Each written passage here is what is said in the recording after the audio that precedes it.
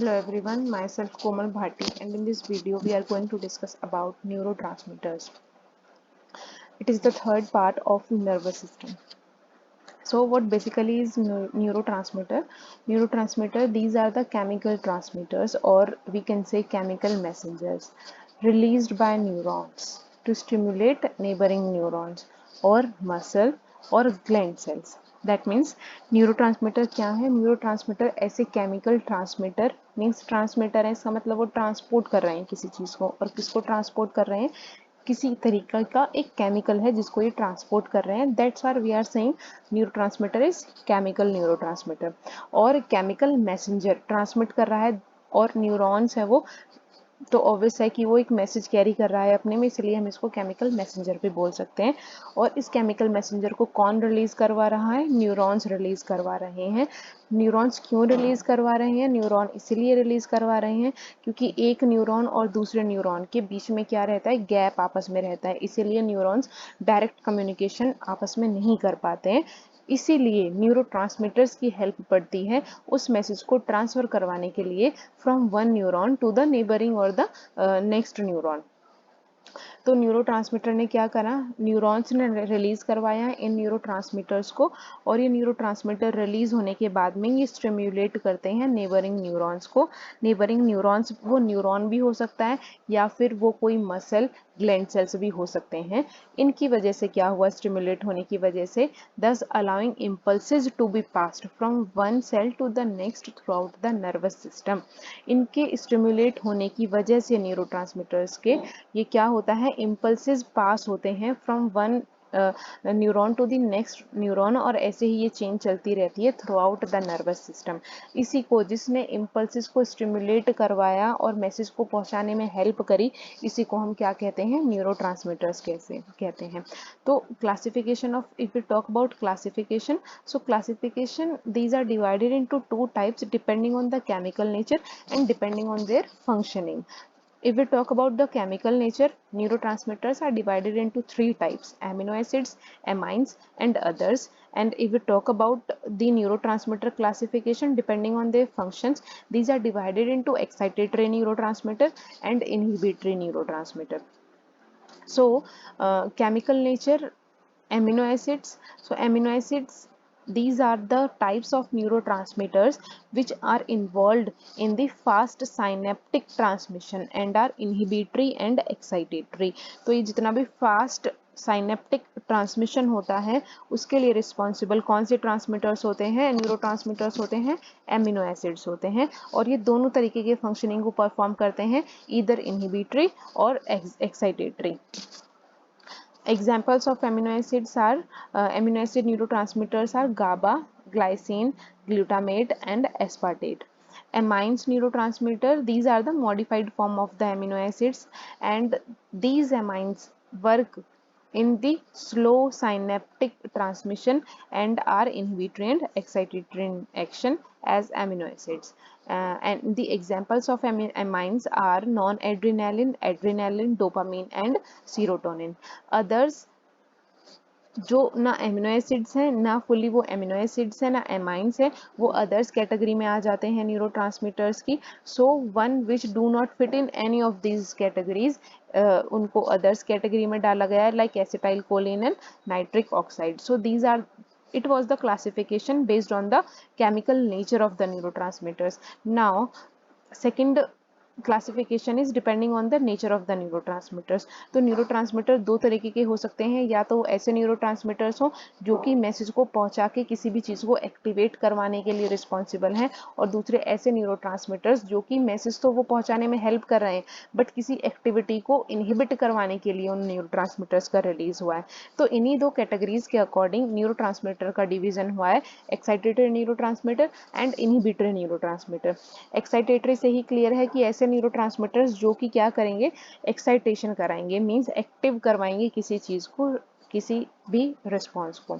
So chemical substances which is responsible for conduction of impulses, impulses को conduct करवाने के लिए रिस्पॉन्सिबल होते हैं from presynaptic neuron to the postsynaptic neuron. एक neuron से दूसरे न्यूरॉन में इम्पल्सिस का कंडक्ट करवाने के लिए एक्साइटेटरी न्यूरोट्रांसमीटर्स रिस्पॉन्सिबल होते हैं। Next point is neurotransmitter release from the presynaptic axon terminal does not cause development of action potential in the postsynaptic neuron. ये कहता है कि न्यूरोट्रांसमीटर जो रिलीज होते हैं प्री साइनेप्टिक एक्सॉन टर्मिनल से, वो किसी भी तरीके का एक्शन पोटेंशियल में डेवलपमेंट नहीं कराते हैं पोस्ट साइनेप्टिक न्यूरॉन में। तो इन्होंने क्या करवाया अगर इन्होंने एक्शन पोटेंशियल का जनरेट नहीं कराया? थर्ड पॉइंट कहता है कि rather it cause some change in the resting membrane potential. तो रेस्टिंग मेम्ब्रेन जो है उसकी पोटेंशियल में ये चेंज कॉज करता है, जिसकी वजह से क्या हुआ, स्लाइट डीपोलराइजेशन हो जाता है by the opening of the sodium channel. इस बेसिकली इसने क्या करवाया एक्साइटेटरी न्यूरोट्रांसमीटर ने? एक्साइटेटरी न्यूरोट्रांसमीटर ने सोडियम चैनल को ओपन ये करवा देता है, जिसकी वजह से सोडियम आयंस का इनफ्लक्स हो जाता है सेल्स के अंदर। इसी को हम क्या कह रहे हैं, डीपोलराइजेशन कहते हैं। और यही चीज रिस्पॉन्सिबल होती है उन एक्साइटेशन कॉज करवाने के लिए या एक्शन पोटेंशियल को जनरेट करवाने के लिए। तो neurotransmitters develop depolarization by the opening of the sodium channel in the post synaptic membrane। post synaptic membrane में ये चीज हुई है। and in the influx of sodium ion from extracellular fluid। तो extracellular fluid से आउटसाइड द सेल जो sodium ion present थे वो अब इनसाइड द सेल जाना स्टार्ट हो जाएंगे। इसी ने क्या कराया, डीपोलराइजेशन, इसने हमने इसको बोला। तो द स्लाइट डीपोलराइजेशन, ये जो डीपोलराइजेशन हुआ है इसी को हमने क्या नाम दिया, excitatory postsynaptic potential, that is also known as EPSP। Now EPSP in turn cause development of action potential. जो ये EPSP का डेवलपमेंट हुआ, और इसका डेवलपमेंट क्यों हुआ था, क्योंकि डीपोलराइजेशन हुआ था। डीपोलराइजेशन क्यों हुआ था, क्योंकि सोडियम आयंस का इनफ्लक्स हुआ था, मींस सोडियम आयन सेल के अंदर जाना स्टार्ट किया था इन्होंने, जिसकी वजह से डीपोलराइजेशन हुआ। डीपोलराइजेशन की वजह से ये जो हमारा पोस्ट साइनेप्टिक पोटेंशियल था ये एक एक्साइटेटरी फॉर्म में आ गया। इसी ने EPSP ने क्या करवाया, एक्शन पोटेंशियल का डेवलपमेंट करवाया in the initial segment of the axon of the postsynaptic neuron. सारे चेंजेस किस में हुए हैं, पोस्ट साइनेप्टिक न्यूरॉन में हुए हैं। और इसी ये जो एक्साइटेशन हुआ है इसी को हम, ये किसकी वजह से हुआ है, एक्साइटेटरी न्यूरोट्रांसमीटर की वजह से हुआ है। तो the common excitatory neurotransmitters are acetylcholine and noradrenaline. तो ये डायग्राम से क्लियर है कि प्री साइनेप्टिक था, यहाँ पे इसने रिलीज करवाया एक्साइटेटरी न्यूरोट्रांसमीटर को। ये रिलीज होने के बाद में जाते हैं पोस्ट साइनेप्टिक न्यूरॉन में। इस पोस्ट साइनेप्टिक न्यूरॉन की जो मेम्ब्रेन थी, जो रेस्टिंग फेज पे थी, इसमें क्या होता है, सोडियम का अंदर आना स्टार्ट होता है, मींस इनफ्लक्स हुआ सोडियम का, जिसकी वजह से इसमें पोस्ट साइनेप्टिक न्यूरॉन में डीपोलराइजेशन होता है। और इस डीपोलराइजेशन की वजह से एक्शन पोटेंशियल जनरेट हुआ। इस एक्शन पोटेंशियल के जनरेट होने की वजह से वो सेल क्या हुआ या न्यूरॉन क्या हुआ, एक एक्साइटेटरी फॉर्म में वो आ गया। तो ये पूरा होता है एक्साइटेटरी न्यूरॉन में। एक्साइटेटरी न्यूरोट्रांसमीटर क्या है, सॉरी इनहिबिटरी। तो इनहिबिटरी मींस ये ऐसे न्यूरोट्रांसमीटर हैं, ये रिलीज तो हो रहे हैं बट ये किसी भी चीज का इनहिबिशन करा रहे हैं कि वो फर्दर अपना एक्शन ना करे। तो chemical substances which inhibit the conduction of the impulses. Excitatory ने क्या करवाया था, उन्होंने इनिशिएट करवाया था कंडक्शन ऑफ इम्पल्सेस को, वेयर एज इनहिबिटरी न्यूरोट्रांसमीटर ने इनहिबिशन कराया कंडक्शन ऑफ इम्पल्सेस को from the presynaptic neuron to the postsynaptic neuron.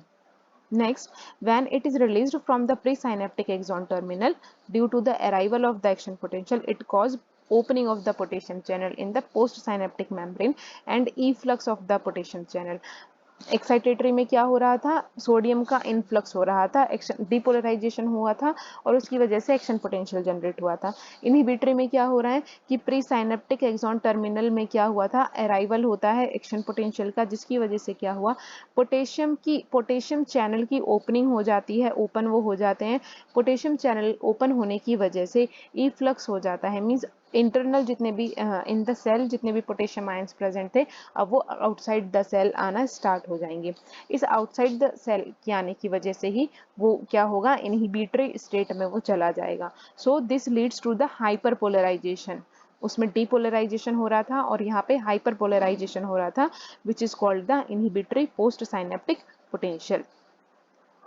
Next is when IPSP is developed, the action potential is not generated in the postsynaptic neuron. So जब IPSP generate होता है तो किसी भी तरीके का action potential generate नहीं होता, और इसी एक्शन पोटेंशियल जनरेट होने की वजह से वो इनहिबिशन हो जाता है, न्यूरोट्रांसमीटर्स इनहिबिशन करा रहे हैं। Examples of inhibitory neurotransmitters are GABA and dopamine. GABA, also known as GABA aminobutyric acid, and dopamine. So these are the example of inhibitory neurotransmitter, and it was all about the neurotransmitters, types of the neurotransmitters.